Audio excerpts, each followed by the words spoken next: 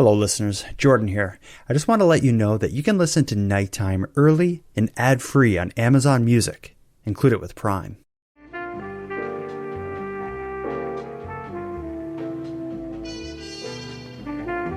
You are listening to Canadian Gothic, a series by the Nighttime Podcast.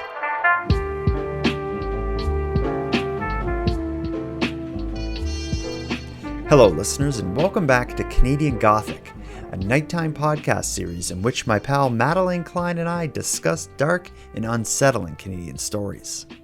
In the prior episode, Maddie and I began our conversation covering Canada's most notorious crimes according to the ChatGPT artificial intelligence chatbot.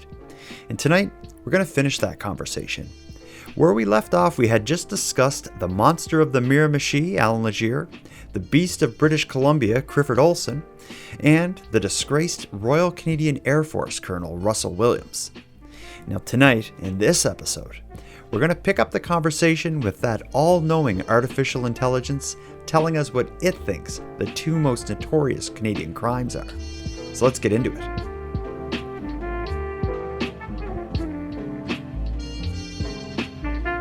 Let's move on to what ChatGPT believes to be Canada's second most notorious crime. The second most notorious crime is the case of Robert Pickton.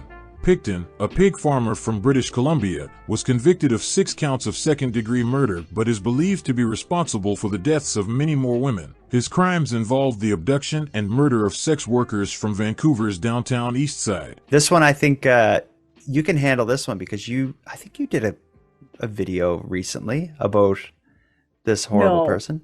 I'm very familiar with this case, and I'm not surprised that it made number 2 because and everyone's going to be familiar with Robert Pickton, the pig farmer from BC. Mm-hmm. So for those of you who aren't familiar with the name, I'm sure the people are few and far between. Robert Pickton was a pig farmer from Port Coquitlam, British Columbia. And from the early 80s up until the early 2000s, he raped and murdered, it could be up to 49 sex workers. He would prey on the downtown east side Vancouver area and bring women back to his farm. He inherited this farm from his parents in 82. And by, I believe, 1986, maybe the early 90s, him and his brother David registered a non-profit charity called the Piggy Palace Good Times Society. Oh my gosh. Yeah, so they claimed to, quote, organize, coordinate, manage, and operate special events, functions, dances, shows, and exhibitions on behalf of service organizations, sports organizations, and other worthy groups. Weird.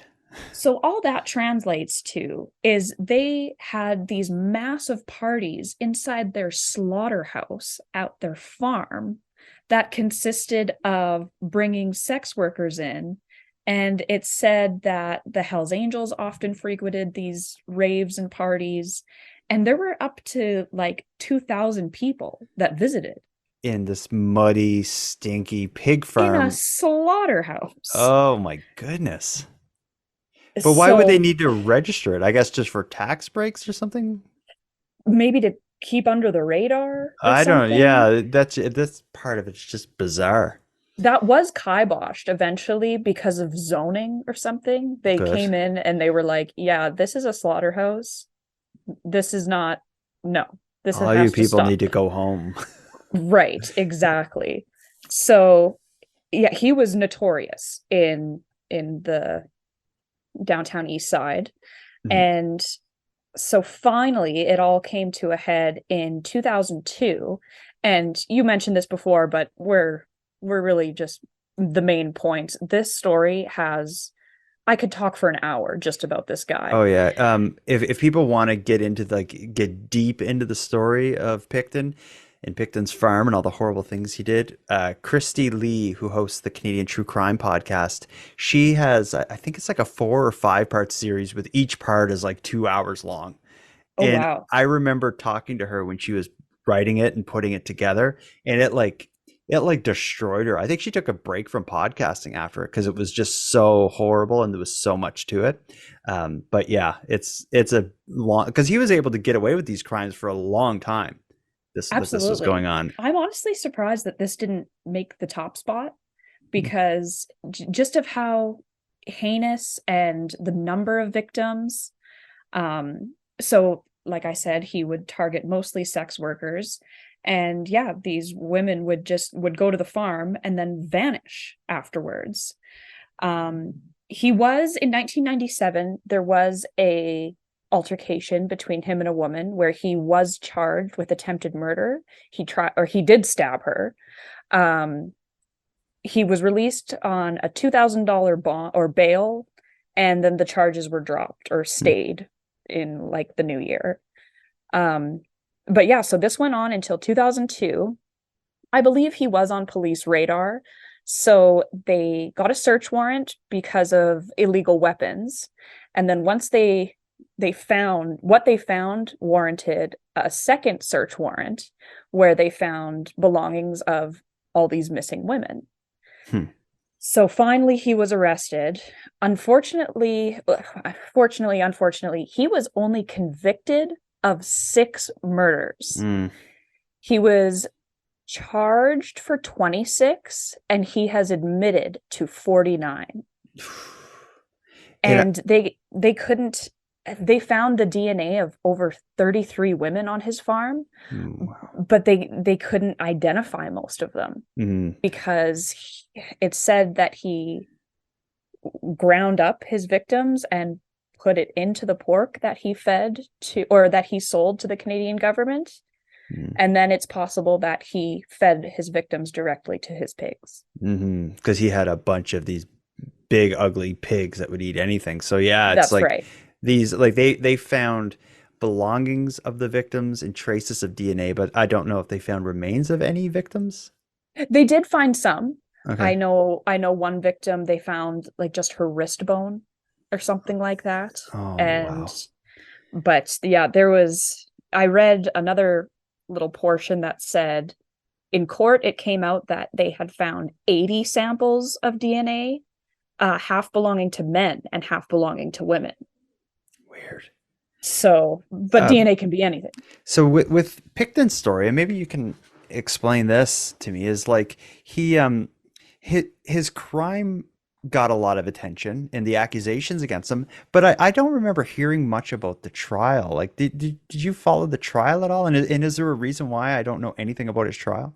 There was a publication ban on this case, I believe, until 2010. Okay, that's maybe why. And yeah, I remember my dad telling me about this case because it's just so awful and crazy. But in true Canadian fashion, it took a long time. So he was arrested in 2002. I believe only 8 charges were laid. 8 charges were laid at the beginning of all of this, and then another 12 followed in the fall of 2002, and then it took until 2005 for another 24 26 to be laid. Okay. So, and then the trial went on and he wasn't convicted and sentenced until 2007. So that's a long trial. And now at this point he's in prison. He's not eligible for parole for 25 years. So, and that's the way it works in Canada. That's like the harshest punishment you get, unless they label you a dangerous offender, which is a whole separate thing. But well, and get this, he was not charged for first degree murder. He was charged for second degree, which that blew my mind. Yeah, but it seems like he was intentionally bringing people to the pig farm having admitted to 49 victims, and he even told someone in jail or an undercover cop or something. He said he wanted to kill one more woman to make it an even 50. Yeah, that was an undercover cop sitting in the cell with him, I think is what it was. That's what it was, yeah. Yeah, what a creep. And it's like when there's a few photos of Picton that get used a lot, and in every one it looks like a shot from like the Texas Chainsaw Massacre or something. Like he's just a frightening looking guy. Yeah. Not easy on the eyes. No, I don't know his story well, and I don't want to. It just seems so dark. And it's all the people that he was preying upon. It was these like borderline homeless, abused street worker. Mostly indigenous women, many mothers. Yeah, Mhm. it's horrible. Actually, there's a really good documentary on YouTube about him, full length. I think it's like 2 hours. And I Oh, think it's really? just called The Pig Farm or The Mhm. Pigton Farm or something. It's very good. Mhm. As far as why ChatGPT is giving this the number two on their list of the most notorious Canadian crimes, I think it's the number of victims and the amount of press coverage. There's a lot written about this. Well, and just how heinous and gross it is. Hmm. Like feeding his victims to pigs and Hmm. then potentially selling that to the Canadian government. Hmm. It But also I'm it's out west, so maybe that's why it was so big over here. it was down here too, and it's big Oh, internationally. Like I've seen a lot of like American and international podcasters that usually don't do Canadian topics will do an episode on Picton, the pig ugh, farmer killer kind of thing, and awful. ugh. Also awful is what ChatGPT believes Canada's most notorious, number one most notorious Canadian crime is. I don't think this surprised me. The most notorious crime in Canada is the case of Paul Bernardo and Carla Homolka. This couple committed a series of heinous crimes, including the kidnapping, rape, and murder of several young girls in the early 1990s. Their crimes shocked the nation and led to widespread media coverage. The Ken and Barbie killers, I think they call them. I knew this would be number one. I kind of figured it would. I think most people listening are familiar with Paul Bernardo, Carla Homolka, and kind of the elements of their crime. But ultimately, it's a couple that committed a couple together that committed a series of crimes, including kidnapping and rape and murder of several young girls in the early 90s. An incredible amount of media coverage, perhaps more than any other Canadian crime I would have to expect, possibly. And the things they did were so brutal, so cruel, so awful. The way the courts handled this, the outcome of the trial, it's unimaginable. Before I get into telling the story, anything you want to say about these two? This is probably the first case, like one of my first memories. I wasn't alive when it all went down. But something had to have happened in 1998 because I specifically remember like something with the trial or something. Yeah, it would Because make sense. I remember my mother telling me about it. I would have been 5.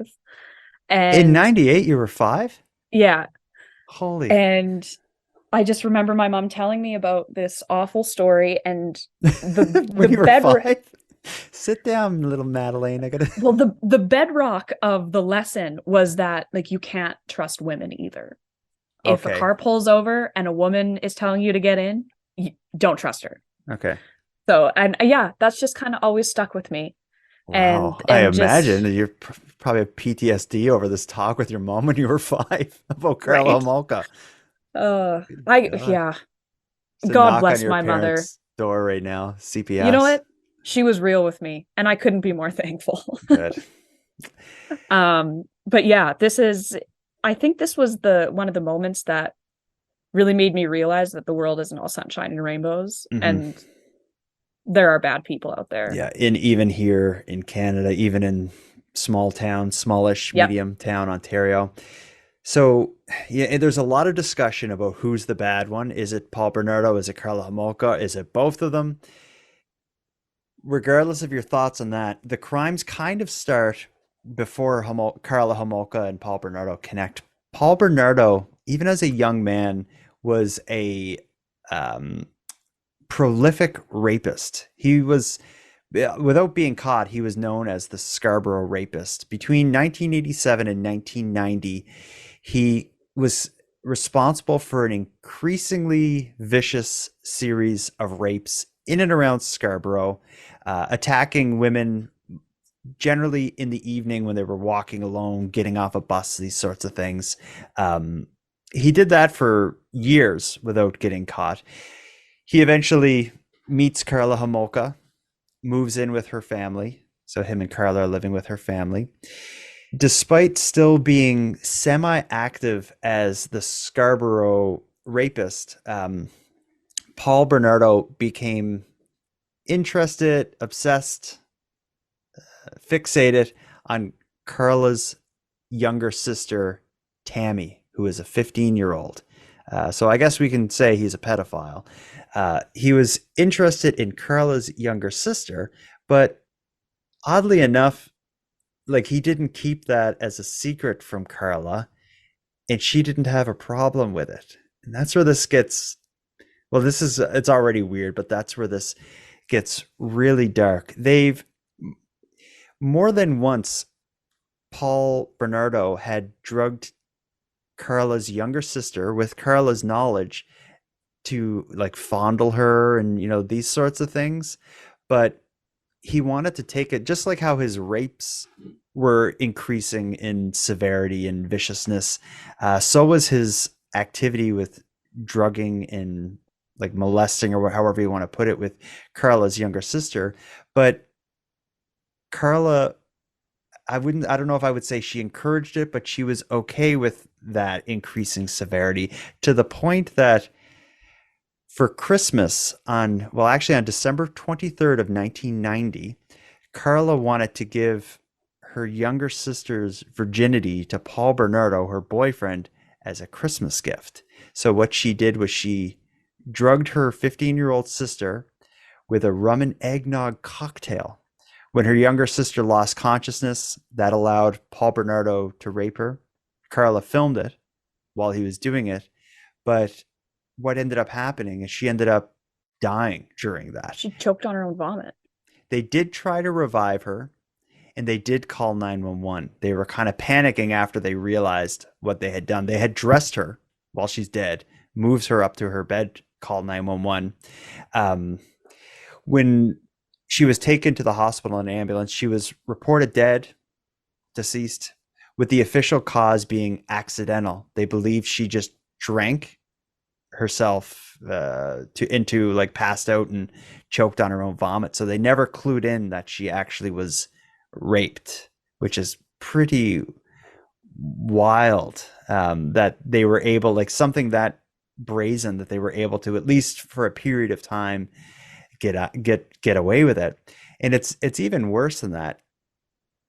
After her death, in the days after, Paul and Carla, and like videotaping will become a part of this because a lot of their crimes were videotaped, but Paul and Carla Carla Homolka would dress up in her little sister's clothing, and her and Paul Bernardo would make like sex tapes with Carla pretending to be her younger sister in the days after that, which is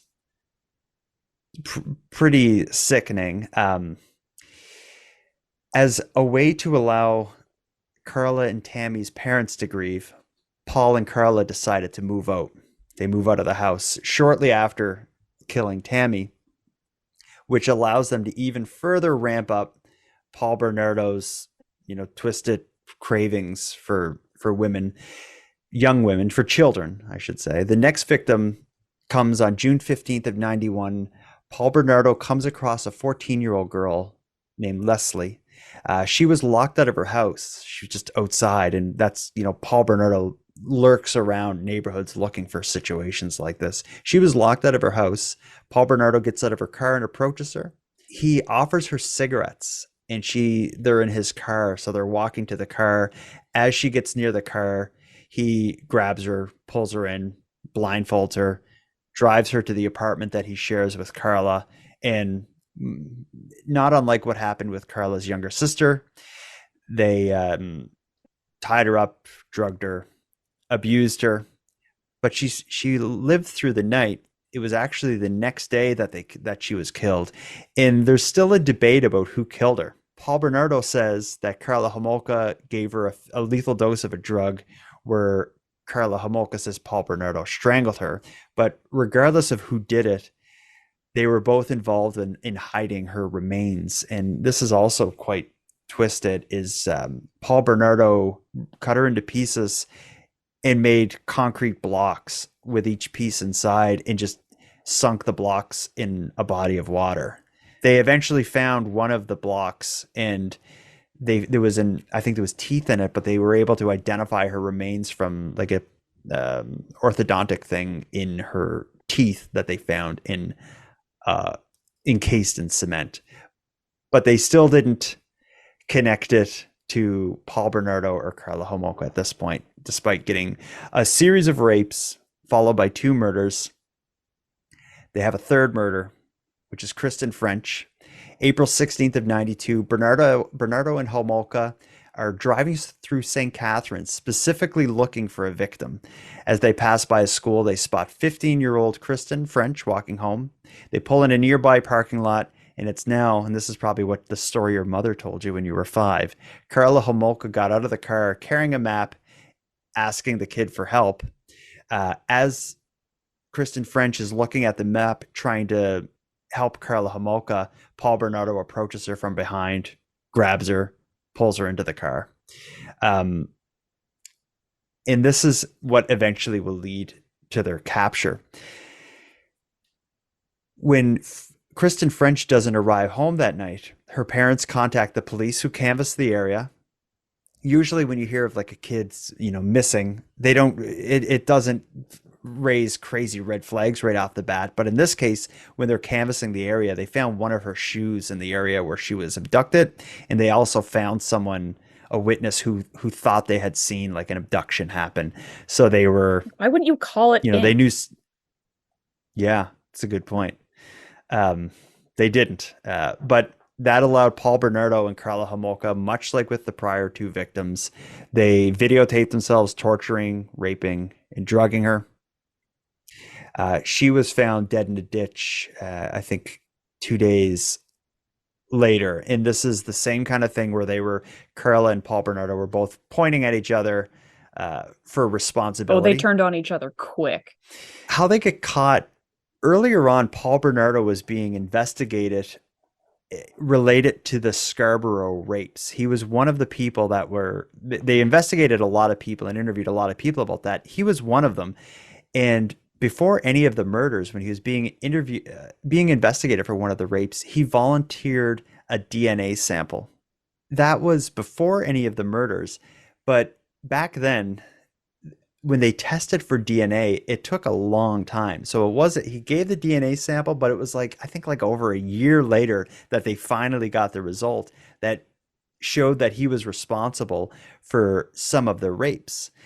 That led to them ramping up the investigation in Paul Bernardo and talking to his girlfriend or wife, Karla Homolka. But at this point, it seems like their relationship was kind of on the rocks, Karla and Paul. And it didn't take much pushing and talking to Karla that she eventually gave up the goods. And she told first her uncle, I believe, and then eventually told the police the whole story of what happened between her and Paul Bernardo, her sister, the other 2 victims. And much like with the $10,000 a body deal, Karla Homolka was offered what people refer to as the deal with the devil, which is basically, if you testify against Paul Bernardo, you're not going to be charged with these crimes that you were involved in. And she took it, and people certainly didn't like it. Eventually, Paul Bernardo was found guilty of all of it. He got a life sentence.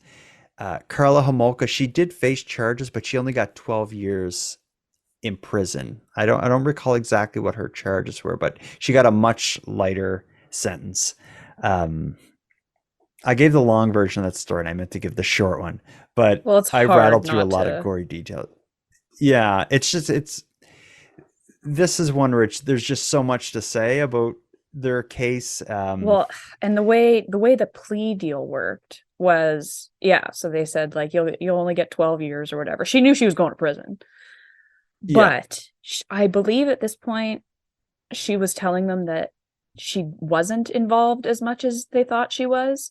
But it was after she took this plea deal, she was like, okay, I'll show you where the tapes are. And they were in the ceiling.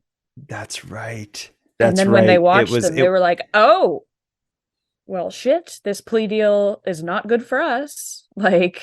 Yes, I forgot about that part of it. Is she agreed to the plea deal, and that was done before they found the Yeah, videotapes showing her her role in it, and involvement. she was, yeah. So it was, oh man, Ugh. that's that's awful. And she's out now, and here's an interesting twist in this. So Karla Homolka's out from prison. There's several photos and news articles about what she's up to. She's living somewhere in like a small area, a small town in Quebec, but she actually changed her name, and she changed her name to Leanne Teal. But what's unique and kind of twisted is when shortly after her and Paul Bernardo got married, they were going to change their last name to Teal as a sort of nod to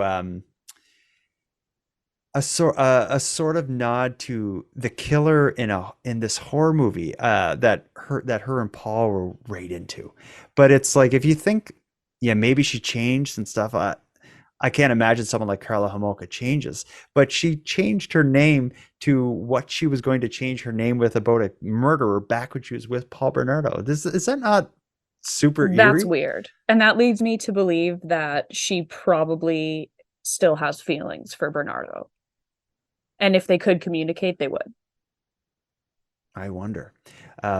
She's out. She's been out for some time. There was photos, or there was a news article I read where I don't know if she was like involved in like after school programs at a school or something, but she was involved in one of her kids' school in some capacity. And then other parents found out that that woman, that parent of the other kid that we probably know as Leanne, is actually Karla Homolka. And then it kicked up this big stink, like, should she be allowed on the school grounds? No. And absolutely not. Well, But yeah, she's got three eventually, I kids. think, And I'm pretty sure I should have checked this. I'm pretty sure she married her lawyer's brother or something like oh, that. It's like, something, yeah, yeah.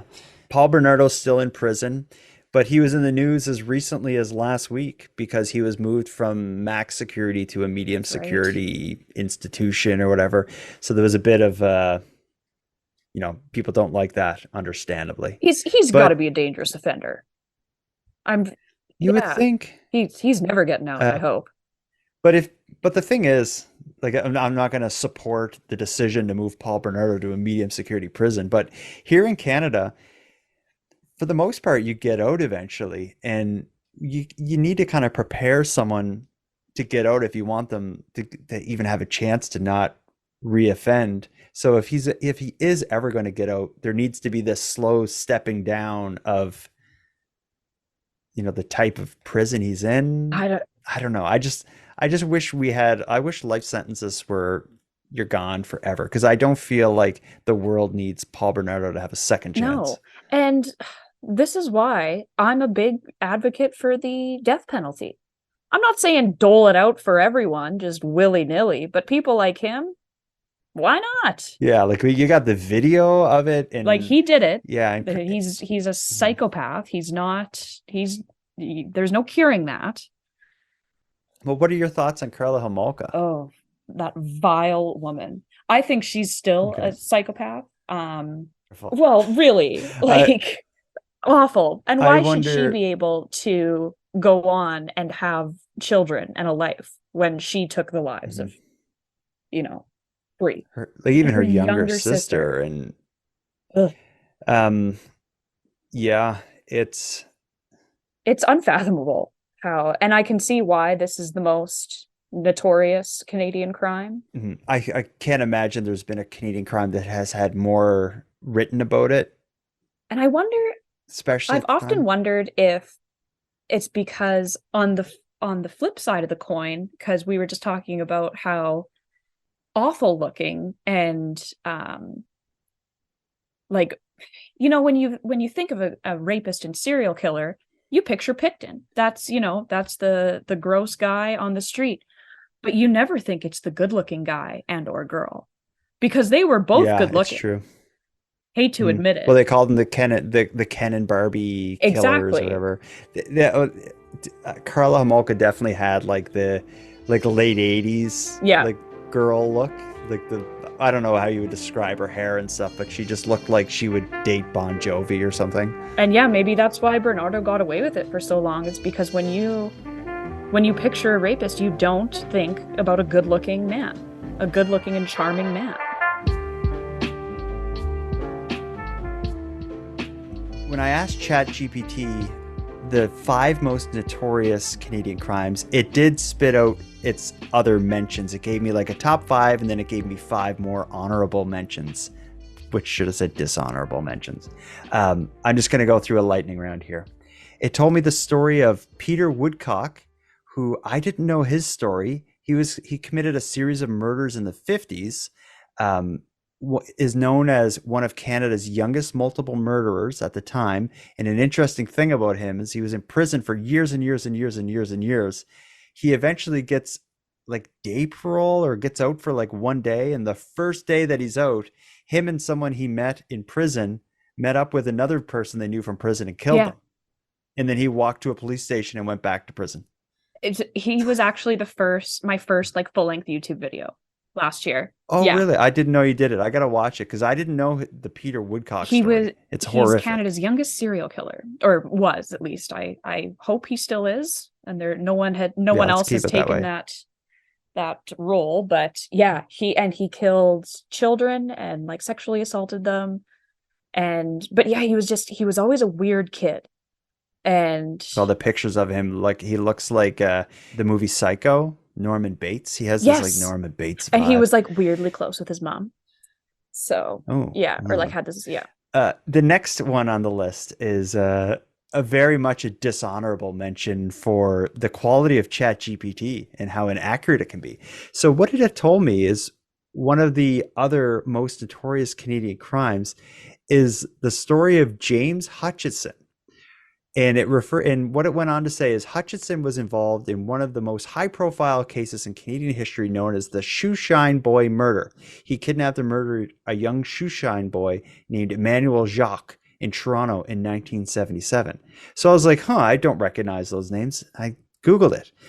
And first of all, the Shoeshine Boy murder is a real thing. There was a boy named Emmanuel Jacques who was killed. It didn't happen in 1977. It happened like in the 60s, and it was 3 men who killed him, none of which were named James Hutchinson. So I'm like, what is ChatGPT doing? Because it's like the person it said killed him wasn't even involved in this.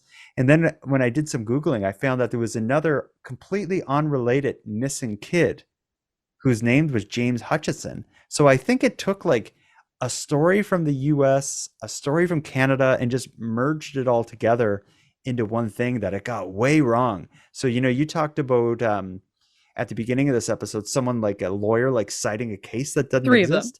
This is mixing together 2 crime stories, getting the date wrong. And like the whole thing is just like a mess. Weird. So I don't know what it did. And then another thing it did is one of the cases it recommended looking into is Willie Pickton. And it said not to be confused with Robert Pickton. Same person. And then it described he's a pig farmer who killed these people. Same person. Yeah, not his brother. Same person. And one of the other cases it recommended is the story of David Williams, the colonel in the Canadian Defense, and it also said not to be confused with Robert Williams. I was like, how did they mix that up?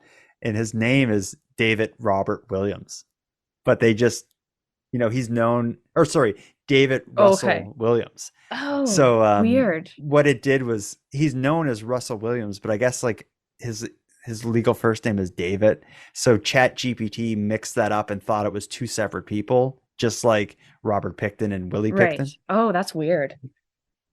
What a dumb computer thing. And how did they, if they mixed them up, like I noticed that, so Robert Pickton was 2nd place, but Willie Pickton was 10th. So I wonder how they gauged that. Well, I guess what it probably did is it took any articles that call him Willie Pickton and considered that a whole separate body of, so there's probably just less people use Willie Pickton versus Robert Pickton. Weird. One of the other cases, the last one that was on the list, was the crime of Mark Twitchell, who is known as the Dexter Killer. I think this is on the list because a major American I don't know if it was 48 Hours, one of those kind of shows, did a documentary on him. He was a guy who was like obsessed with the TV show Dexter. He was a filmmaker, and he lured guys using like fake profiles on the internet on a dating site pretending to be a woman. He lured a guy to his like garage where he filmed movies, and he killed him Huh. and got caught. But yeah, but anyway, it's not like, in the scheme of things, it's not, I wouldn't consider it a high profile Canadian crime or like a well-known Canadian crime. I think the reason ChatGPT included it is probably because it got a lot of international coverage because of that 48 Hours Okay. mystery, or 48 Hours special. The last thing I asked ChatGPT in trying to understand how it came up with this list, and I want to read it. I asked it when I finished up, like, ChatGPT, why did you choose these cases? Why is this your list of most notorious Canadian crimes? And you can talk with this thing.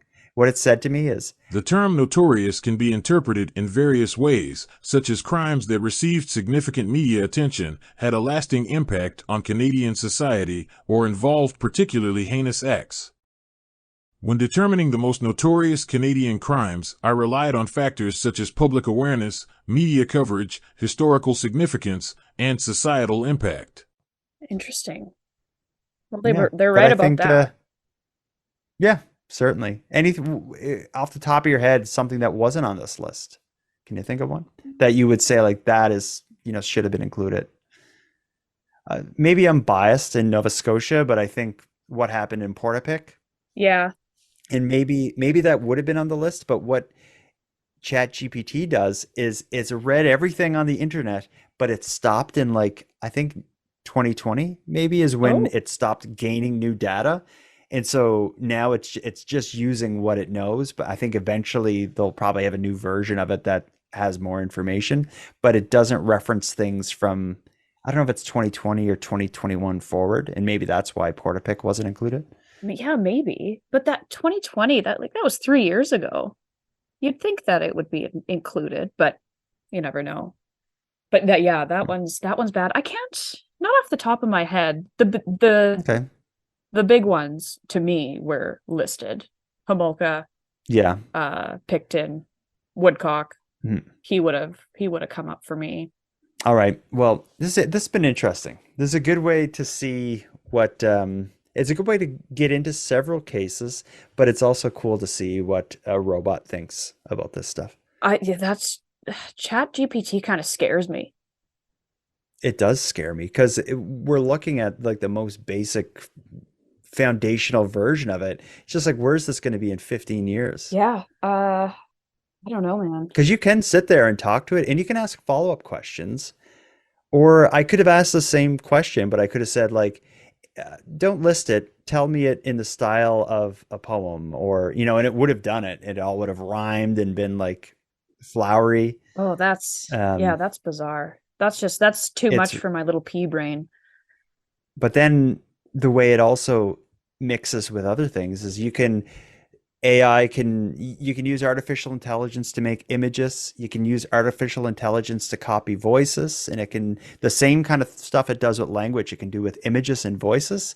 And when you mix it all together, it really gets crazy. I don't know if you know about this, but there is a trend right now on TikTok that is making people outraged, and justifiably so. And it all relates to AI. What people are doing is they're taking, and for whatever reason, they're choosing crimes against children.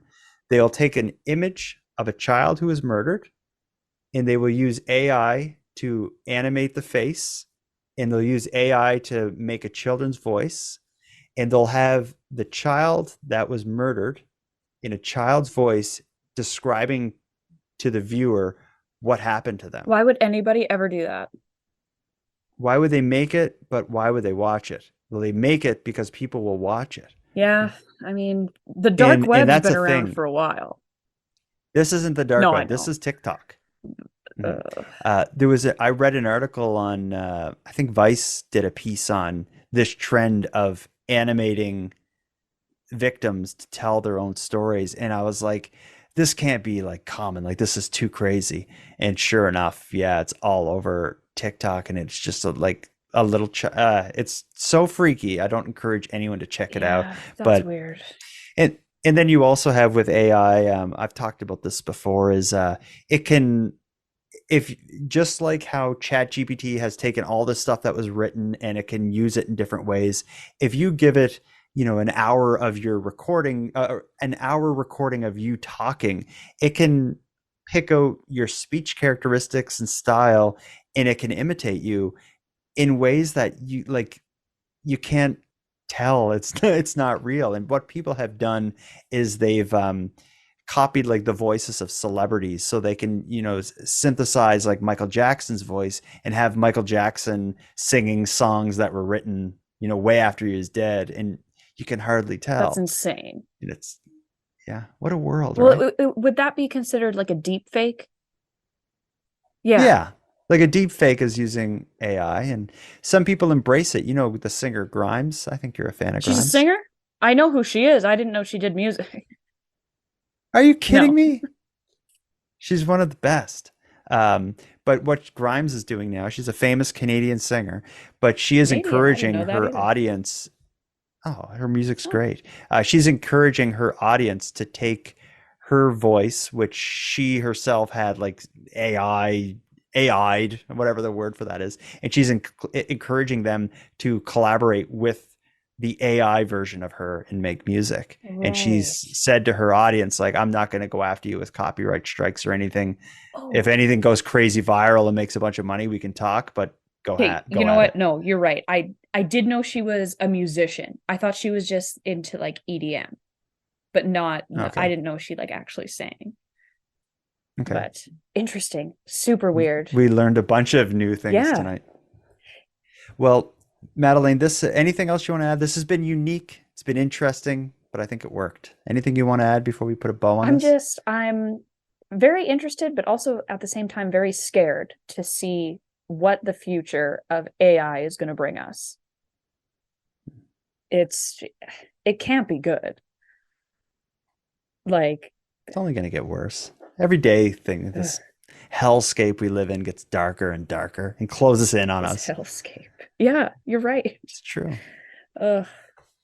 Hopefully we'll find another Well, let's solar wrap it. system we can live on soon. Let's end with that. And not only because of AI, but because of the kind of real life monsters we've been talking about all night. If it's not these creeps, it's the AI. The movie Terminator? I don't know if you watched I Terminator. have. AI kind of takes over, and that's what's coming. It was a while ago, and I remember being like, this kind of sucks.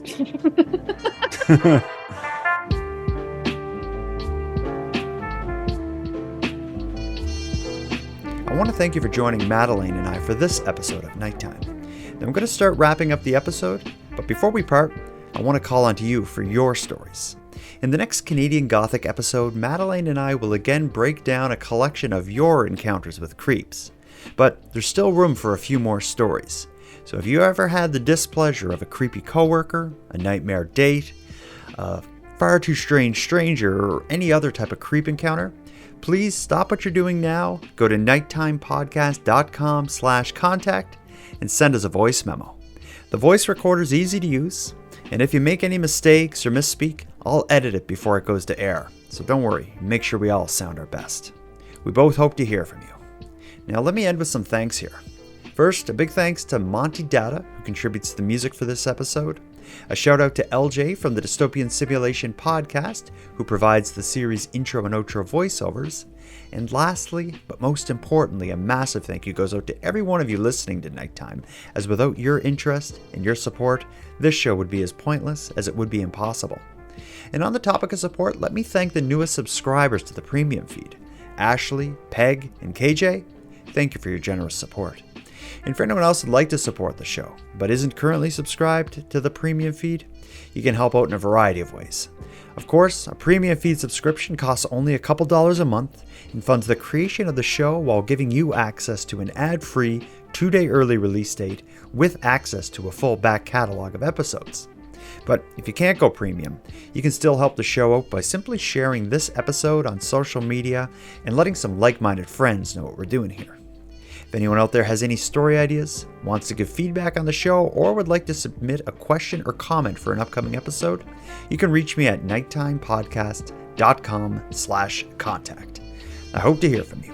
But until then, take care of each other, hug your loved ones tight, and let me know if you see anything weird. The Nighttime Podcast is written, hosted, and produced by Jordan Bonaparte.